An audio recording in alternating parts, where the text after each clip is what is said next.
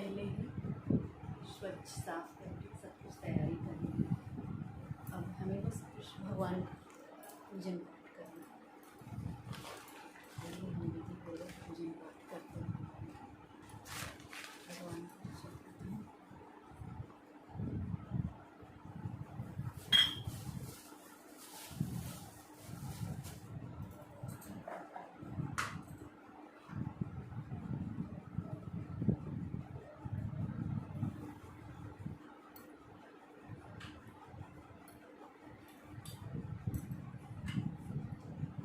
श्री भगवान को चंदन का टीका पहनाते हैं। माता द्वारा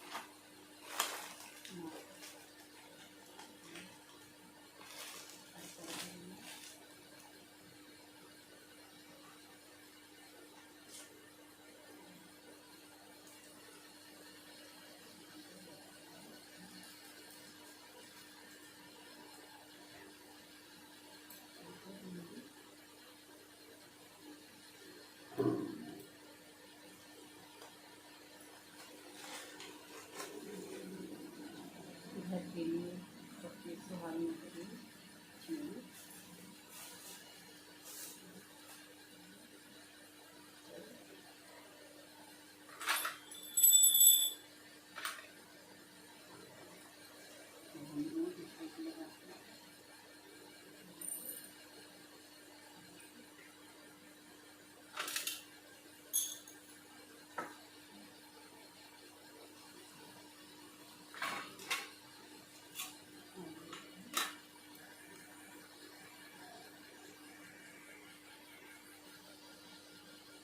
आइए अब हम कथा पढ़ लेते हैं भगवान की। कुछ मालाओं से जुड़ती एक सुंदर मंडप तैयार कर लें। सुहाग चाहने वाले स्त्रियों को शंकर पार्वती के बालक की प्रतिमा बनाकर उसे इस मंडप में स्थापित कर पूजा करनी चाहिए।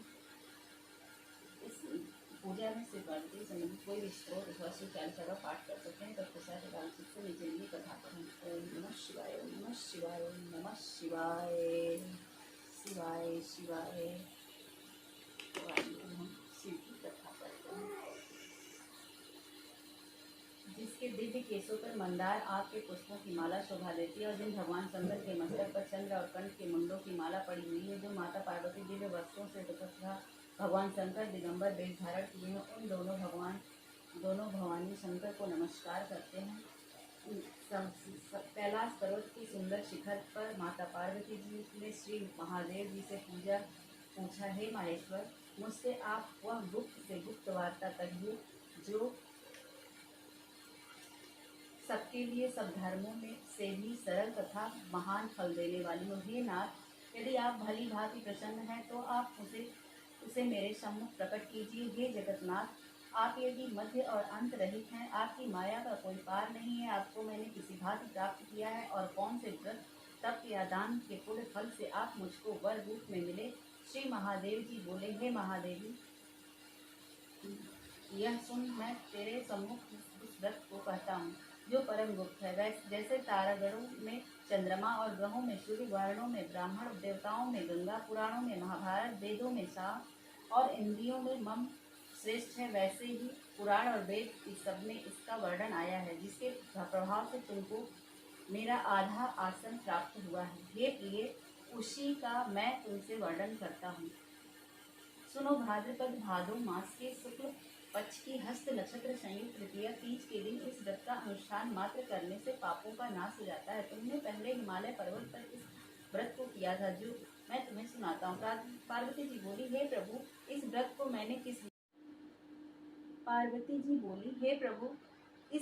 मैंने किस लिए किया था, यह मुझे सुनने की इच्छा है, सो कृपा करके कहिए। शंकर जी बोले, आर्यव्रत में हिमालय नामक एक महान पर्वत है, जहाँ अनेक प्रकार की भूमि अनेक प्रकार के वृक्षों से सुशोभित है, जो सदैव बर्फ से ढके हुए हैं तथा गंगा की कल कल ध्वनि से शब्दायमान रहता है। हे पार्वती जी, तुमने बाल्यकाल में उसी स्थान पर परम तप किया तथा 12 वर्ष तक के महीने में जल में रहकर तथा वैशाख मास में अग्नि में प्रवेश कर तप किया। श्रावण के महीने में बाहर खुले में निवास कर अन्न त्याग कर तप करती रही। तुम्हारे उस कष्ट को देखकर तुम्हारे पिता को बड़ी चिंता हुई। चिंतातुर होकर सोचने लगे कि मैं इस कन्या का किससे शादी करूं। इस अवसर पर दैवयोग से ब्रह्मा जी के पुत्र नारद जी वहां आए। देवर्षि नारद ने तुम शैलपुत्री को देखा। हमारे पिता हिमालय ने देवर्षि को अर्धपाद आसन देकर सम्मान सहित बिठाया और कहा, हे मुनीश्वर, आपने यहाँ तक आने का कष्ट कैसे किया, कहिए क्या आज्ञा है। नारद जी बोले, हे गिरिराज, मैं विष्णु भगवान का भेजा हुआ यहाँ आया हूँ। तुम मेरी बात सुनो। आप अपनी कन्या का उत्तम वर को दान करें। ब्रह्मा, इंद्र, शिव आदि देवताओं में विष्णु भगवान के समान कोई भी उत्तम नहीं है, इसलिए मेरे मत से आप अपनी कन्या का दान भगवान विष्णु को ही दें। हिमालय बोले, यदि भगवान वासुदेव स्वयं ही कन्या को ग्रहण करना चाहते तो इस कार्य के लिए आपका आगमन हुआ है, तो वह मेरे लिए गौरव की बात है, मैं अवश्य उन्हें दूंगा। हिमालय का यह आश्वासन सुनते ही देवर्षि नारद जी इसमें अंतर्ध्यान हो गए और शंख, चक्र, गदा, पद्म और पीताम्बरधारी भगवान विष्णु के पास पहुंचे। नारद जी ने हाथ जोड़कर भगवान विष्णु से कहा, प्रभु, आपकी विवाह कार्य निश्चित हो गया है। इस घर हिमालय ने पार्वती जी से प्रसन्नता पूर्वक कहा, पुत्री, मैंने तुमको गरुड़ ध्वज भगवान विष्णु को अर्पण कर दिया है। पिता के इस वाक्यों को सुनते पार्वती जी अपनी सहेली के घर गई और पृथ्वी पर गिरकर दुखित होकर विलाप करने लगी। उनको विलाप करते हुए देखकर सखी बोली, हे देवी, तुम किस बात से दुख पाती हो, मुझे बताओ, मैं अवश्य ही तुम्हारी इच्छा को पूर्ण करूंगी। पार्वती जी बोली, हे सखी, तुम सुन, मेरी जो मन की अभिलाषा है सुनाती हूँ। मैं श्री महादेव जी को वरण करना चाहती हूँ। मेरे इस कार्य को पिताजी ने बिगाड़ना चाहा है, इसलिए मैं निसंदेह इस शरीर का त्याग करती हूँ। पार्वती के इस वचनों को सुनकर सखी ने कहा, हे देवी, जिस वन को तुम्हारे पिताजी ने न देखा हो, तुम वहाँ चली जाओ। तब हे देवी, पार्वती तुम अपनी सखी का यह वचन सुन ऐसे ही वन को चली गई। पिता हिमालय ने तुमको घर पर नर पाकर सोचा कि मेरी पुत्री को कोई देव दानव अथवा किन्नर हरण करके ले गया।